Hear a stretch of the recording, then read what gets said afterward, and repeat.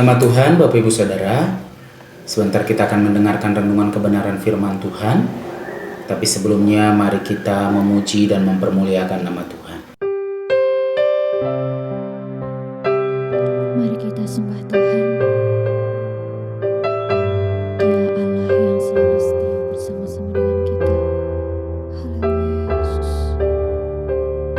Terima kasih Tuhan. Haleluya Yesus.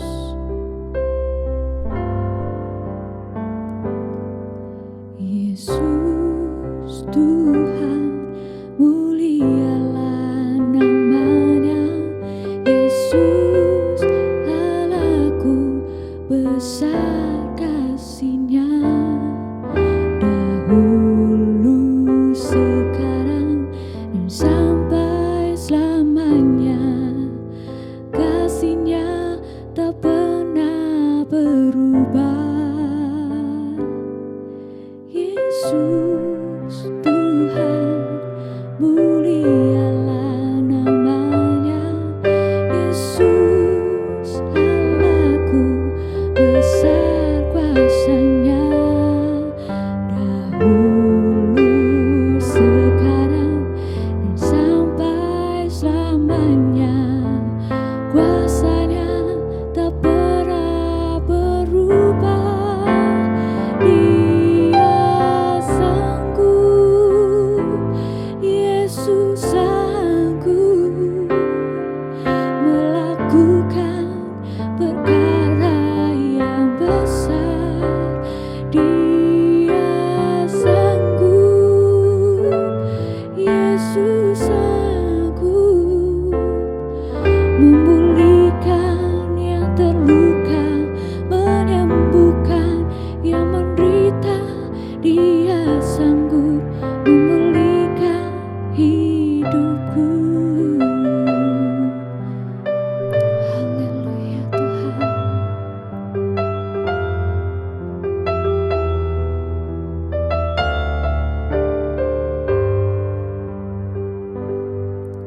Yesus Tuhan, mulialah namanya. Yesus Allahku, besar kuasa-Nya. Dahulu, sekarang, dan sampai selamanya. Kuasa-Nya tak pernah berubah. Dia sanggup, Yesus sanggup melakukan perkara yang besar. Dia sanggup, Yesus sanggup memulihkan yang terluka, menyembuhkan yang menderita. Dia sanggup memulihkan hidupku. Dia sanggup memulihkan hidupku. Dia sanggup memulihkan hidupku. Haleluya Tuhan. Terima kasih Yesus.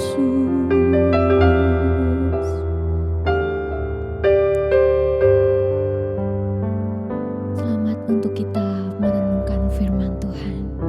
Mari kita berdoa. Kami bersyukur kepadamu Tuhan Yesus yang baik. Kalau pada pagi hari ini kesempatan masih diberikan kepada kami untuk kami menikmati berkat-berkat dan anugerah-Mu dalam hidup kami. Sebelumnya kami mau mendengarkan renungan firman-Mu.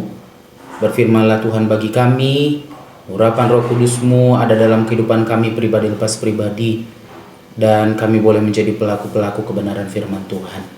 Dalam nama Yesus kami siap untuk menerima kebenaran firman Tuhan. Haleluya, amin. Puji nama Tuhan. Bapak Ibu, pagi hari ini kita akan kembali mendengarkan kebenaran firman Tuhan. Pada pagi hari ini tema yang diberikan kepada saya adalah tujuan Yesus naik ke surga. Ya, jadi tujuan Yesus naik ke surga. Mari kita lihat terlebih dahulu di dalam Kisah Para Rasul ayat yang pertama. Kisah Para Rasul ayat yang pertama sampai dengan Kisah Para Rasul ayat pertama, Kisah Para Rasul pertama ayat yang ke-6 sampai dengan yang ke-9. Maka bertanyalah mereka yang berkumpul di situ, "Tuhan, maukah Engkau pada masa ini memulihkan kerajaan bagi Israel?" Jawabnya, "Engkau tidak perlu mengetahui masa dan waktu yang ditetapkan Bapa sendiri menurut kuasanya. Tetapi kamu akan menerima kuasa kalau Roh Kudus turun ke atas kamu, dan kamu akan menjadi saksiku di Yerusalem dan di seluruh Yudea dan Samaria dan sampai ke ujung bumi." Sesudah ia mengatakan demikian, terangkatlah ia disaksikan oleh mereka, dan awan menutupnya dari pandangan mereka. Puji nama Tuhan. Dalam ayat-ayat ini dijelaskan bahwa bagaimana saat-saat kenaikan Yesus ke surga, dan para murid-murid yang berkumpul pada waktu itu menyaksikan dengan mata mereka sendiri. Mereka melihat dengan mata mereka sendiri bagaimana Yesus naik ke surga. Ya, sesuai dengan tema kita pada pagi hari ini tadi adalah tujuan Yesus naik ke surga. Mengapa Yesus harus naik ke surga? Mengapa dia tidak bersama-sama dengan para murid seterusnya? Coba kita bandingkan di dalam Yohanes pasal yang ke-16. Yohanes pasal yang ke-16 ayat yang ke-7. Demikian firman Tuhan. "Namun benar yang kukatakan ini kepadamu adalah lebih berguna bagi kamu jika aku pergi. Sebab jikalau aku tidak pergi, penghibur itu tidak akan datang kepadamu. Tetapi jikalau aku pergi, aku akan mengutus dia kepadamu." Ya. Dikatakan di sini adalah lebih berguna. Ya. Kata lebih berguna ini Yesus ambil adalah ketika dia mempertimbangkan keberadaan gereja Tuhan, mempertimbangkan pada waktu itu adalah keberadaan para murid, para pengikut Kristus, maka dengan keberadaan mereka itu Yesus mengatakan bahwa adalah lebih berguna, adalah lebih baik jikalau aku pergi. Ya. Dan kata pergi di sini itu bisa juga diartikan adalah pulang, ya. Adalah lebih baik jikalau aku pulang. Kita mengetahui bahwa di dalam kebenaran firman Tuhan, bagaimana Yesus diutus, dia yang adalah firman menjelma menjadi manusia, lahir lewat seorang perempuan, perawan Maria, ya. Dia diutus untuk menyelamatkan dunia, seisi dunia. Ketika mereka percaya, maka siapapun yang percaya kepada Yesus akan diselamatkan, tidak menjadi binasa. Ya, tentunya Yesus itu bukan berasal dari dunia. Ya, dia tidak berasal dari dunia. Maka dikatakan bahwa adalah lebih baik jikalau aku pulang kembali, ya, pulang ke tempat asal usulnya, pulang ke tempat di mana dia harus berada. Ya. Jadi adalah lebih baik. Kalau di dalam ayat-ayat sebelumnya, di dalam Yohanes 15 ayat yang ke-18 sampai 20 di sana dijelaskan bahwa Yesus sudah mengingatkan kepada para murid akan adanya penderitaan yang mereka akan alami. Ketika mereka sudah ditinggalkan, ketika Yesus sudah naik ke surga, akan ada penderitaan-penderitaan yang dialami oleh pengikut-pengikut Kristus. Karena dikatakan bahwa aku sendiri mereka aniaya dan siksa. Ya. Apakah mereka tidak akan melakukan hal yang sama terhadap pengikut-pengikut Kristus? Tentunya pasti juga pengikut Kristus akan mengalami penderitaan. Tapi dikatakan di sini adalah lebih baik, ya. Lebih baiknya apa? Apa yang menjadi lebih baiknya ini sehingga Yesus mengatakan itu kepada para murid? Kalau di dalam Yohanes pasal 14 ayat yang ke-10 sampai ayat yang ke-12 di sana Yesus berkata, ada beberapa kali Yesus berkata bahwa, coba kita lihat, tidak percayakah engkau? Kata percaya. Lalu di ayat yang 11, percayalah kepadaku. Ayat yang ke-12, Sesungguhnya barang siapa percaya kepadaku. Di situ ada 3 kali Yesus menyebutkan tentang kepercayaan. Tentang kepercayaan seseorang. Ya, jadi 3 kali tentang kepercayaan para murid terhadap Yesus. Ya, jadi Yesus naik ke surga, kembali ke surga itu adalah untuk menguatkan kepercayaan gereja Tuhan, menguatkan kepercayaan para murid bahwa Yesus itu adalah Allah. Yesus itu adalah Tuhan. Dia yang memang bukan berasal dari manusia, bukan berasal dari dunia, memang dia berasal dari surga. Maka dia akan kembali ke sana. Ini menunjukkan bahwa Yesus itu adalah Allah. Karena ada banyak pendapat yang mengatakan bahwa ya Yesus itu adalah manusia. Ya, kalau Yesus tetap ada di bumi, maka kita akan sulit memiliki satu kepercayaan bahwa Yesus itu adalah Allah.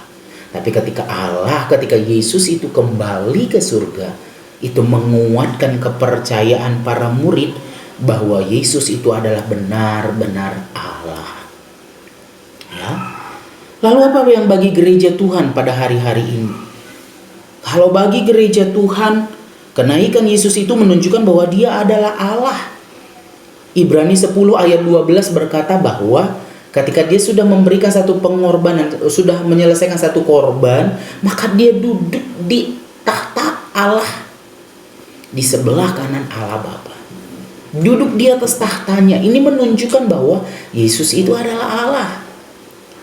Dan di dalam di dalam 1 Petrus 3 ayat 22, coba kita lihat di dalam 1 Petrus 3 ayat yang ke-22. Saya ambil ada sedikit kalimat dari ayat yang sebelumnya. Oleh kebangkitan Yesus Kristus yang duduk di sebelah kanan Allah setelah ia naik ke surga sesudah segala malaikat, kuasa dan kekuatan ditaklukkan kepadanya. Jadi dengan kata lain, ketika Yesus sudah ada di tahtanya, maka segala kuasa ditaklukkan kepadanya. Ini menunjukkan bahwa Allah kita itu, Yesus yang kita sembah itu adalah Allah yang Maha Kuasa.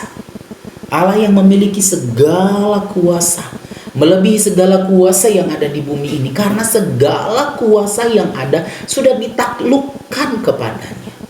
Jadi ini menunjukkan bahwa Yesus itu adalah Allah yang berkuasa.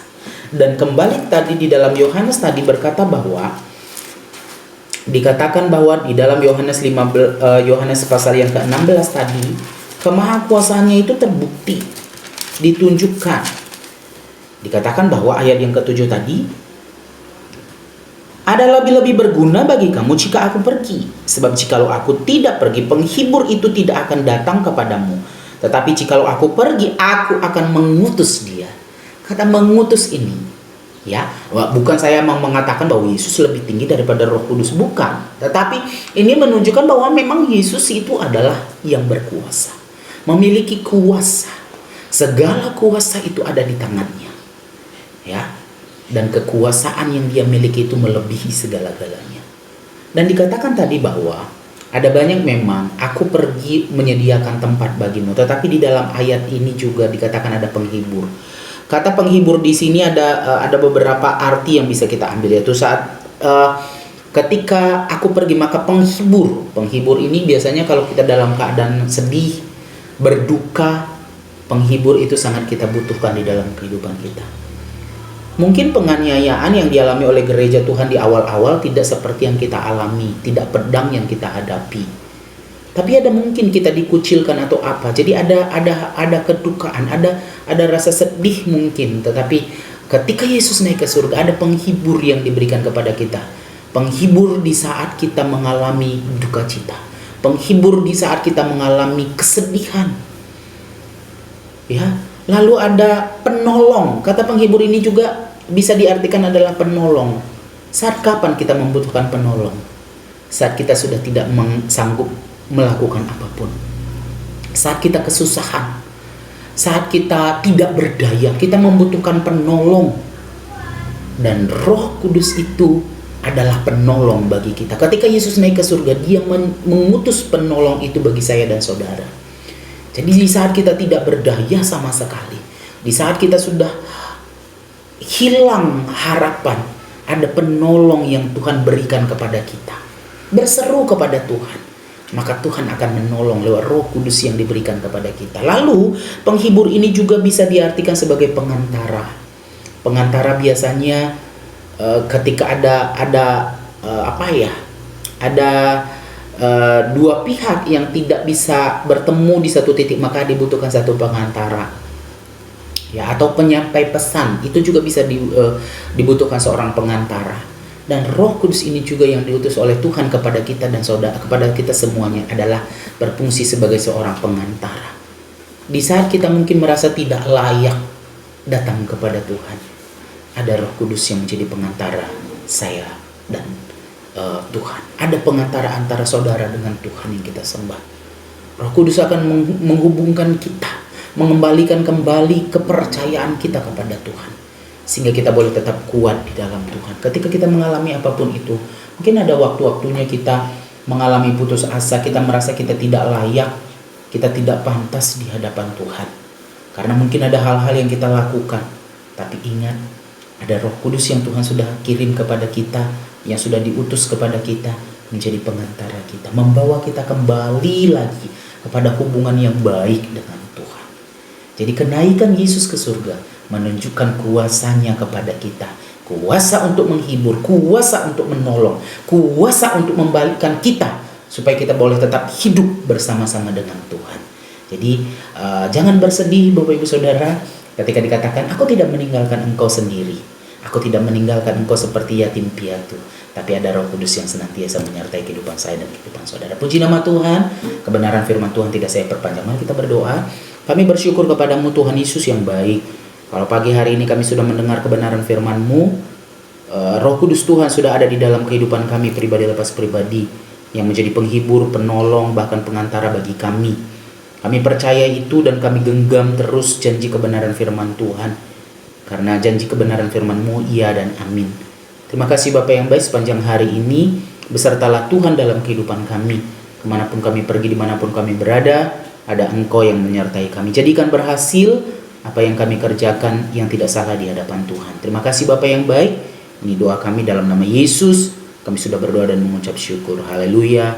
Amin. Selamat pagi Bapak Ibu Saudara. Selamat beraktivitas. Tuhan Yesus memberkati. Pimpinlah, oh Roh Kudus, pimpinlah